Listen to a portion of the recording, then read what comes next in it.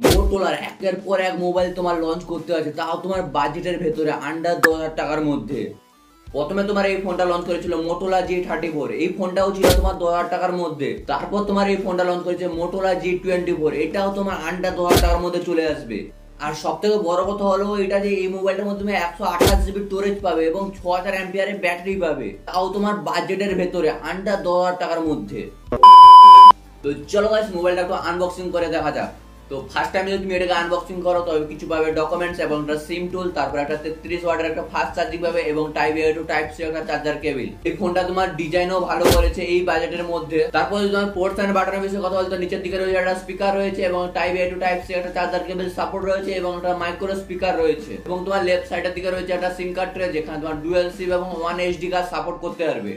আর তোমার উপরের দিকে রয়েছে একটা 3.5 mm অডিও জ্যাক। আর গাইস এই ফোনটার মধ্যে তুমি ডলবি অ্যাটমসেরও সাপোর্ট পাবে। তারপর তোমার এই ফোনটা রাইট সাইডের দিকে রয়েছে একটা ভলিউম বাটন এবং একটা পাওয়ার অন অফ বাটন, যেখানে তোমার সেন্সরও কাজ করবে। তারপর তোমার ডিসপ্লে কোয়ালিটি যদি দেখতে পাও তো এখানে তোমার অনেকটাই বেজেল দেখতে হবে, বাট এই প্রাইস রেঞ্জের মধ্যে তোমার অনেকটাই ঠিক আছে বেজেলের পরিমাণ। তারপর তুমি ডিসপ্লে কোয়ালিটি 6.56 ইঞ্চি HD প্লাস ডিসপ্লে পাবে, 90 Hz রিফ্রেশ রেট পাবে এবং তুমি 563 মিনিট পিক ব্রাইটনেস পাবে। তারপরে তোমার এই ফোনটা প্রসেসরের কথা বলতে, এই ফোনটার মধ্যে তুমি মিডিয়াটেক Helio G85 वाला প্রসেসর হবে, তোমার 4G প্রসেসর হবে এবং তুমি LPDDR4S RAM টাইপ পাবে, eMMC 5.1 স্টোরেজ টাইপ পাবে। যদি এই এনথুস কোর দেখতে হতো তবে 2.6 লাখের মতো আসবে। তারপর গাইস যদি তোমার ব্যাটারির কথা বলতে, এখানে তুমি 6000 অ্যাম্পিয়ারের ব্যাটারি পাবে, যা কিনা তোমার সাপোর্ট করবে 30 ওয়াটের ফাস্ট চার্জিং কে। কিন্তু গাইস এখানে তোমার বক্সের মধ্যে 33 ওয়াটের ফাস্ট চার্জিং দেবে। তারপর যদি তুমি ব্যাটারি পিকআপ দেখতে চাও তো এখানে তুমি নরমালি 2 থেকে 3 দিন আরামসে ইউজ করতে পারবে। আর এই ফোনটার মধ্যে তুমি নরমালি গেমিংও করতে পারবে হালকা ধরনের, কোনো অসুবিধা নেই।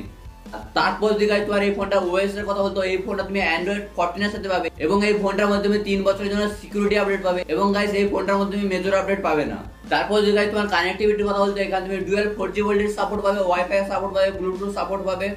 তারপর তোমার সেন্সরের কথা যদি বলি, এখানে তোমার সবগুলো সেন্সরই পাবে এবং সাইড মাউন্টেড ফিঙ্গারপ্রিন্ট পাবে, ফেস লক পাবে। তারপর যদি গাইস তোমার ক্যামেরার কথা বলি তো সত্যি কথা বলতে কি গাইস মোটরোলার এই ফোনটার মধ্যে ক্যামেরাটা খুব দুর্দান্ত করেছে ভাই, মারাত্মক লেভেলের করেছে। তোমার যে মেইন ক্যামেরা সেটা তুমি 50 মেগাপিক্সেল হবে এবং 2 মেগাপিক্সেলের মাইক্রো ক্যামেরা হবে এবং সেলফি ক্যামেরা তুমি 16 মেগাপিক্সেলের পাবে।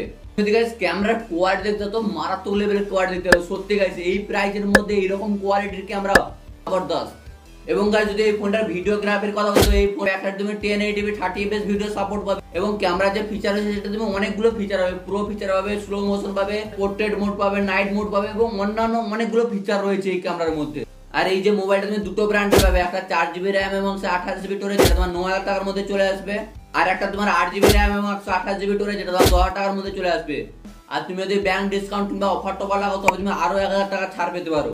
ফাইনালি গাইস বাজেটের ভিতরে একটা বেস্ট কোয়ালিটির ফোন, পারফরম্যান্স কোয়ালিটি সেটাও তোমার ঠিকঠাক আছে আর ডিসপ্লে কোয়ালিটিও ঠিকঠাক আছে। শুধুমাত্র তুমি এখানে ফুললি এইচডি ডিসপ্লে পাবে না, অনলি এইচডি ডিসপ্লে পাবে।